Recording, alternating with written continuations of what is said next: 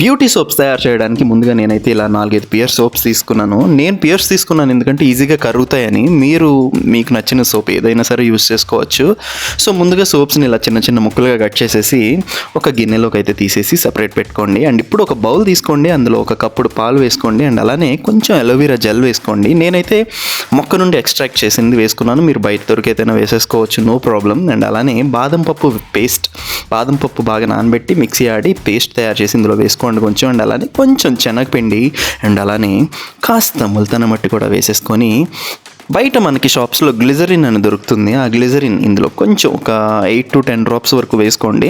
And అలానే vitamin E capsules నేనైతే 8 వేసుకున్నాను, మీరు తయారు చేస్తున్న క్వాంటిటీ బట్టి మీరు డిసైడ్ అవ్వండి ఎంత వేసుకోవాలనేది.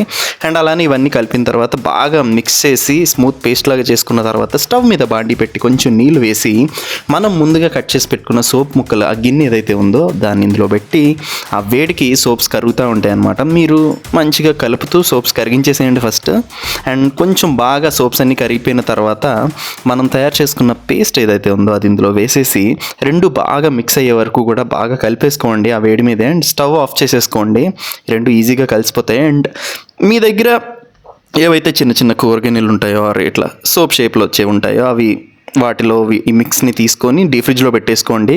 అండ్ నెక్స్ట్ డేకి మీకు నచ్చిన షేప్లో, మీరు ఏ షేప్లో అయితే ఏ గిన్నెలో అయితే వేసుకున్నారో ఆ షేప్లో సోప్స్ రెడీ అయ్యి బయటకు వచ్చేస్తాయి అనమాట. సింపుల్, తయారు చేయండి, బెస్ట్ రిజల్ట్స్ ఉంటాయి.